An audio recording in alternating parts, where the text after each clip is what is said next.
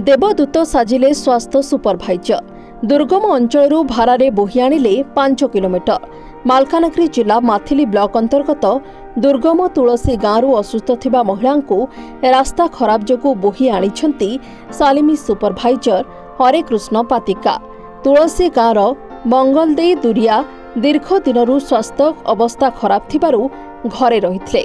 वर्षा जोगु स्वास्थ्य केन्द्र आसिबा संभव होई नथला। गाँ लोके मंगलदेई को अधा रास्ता बोही आणुथिले। स्वास्थ्य टीम गाँ को जाई पारु नथिबारु उपाय शून्य होई बाध्य होई कादुआ रास्ता जाए सुपरभाइजर पातिका बोही गाड़ी जाए आणुथिले।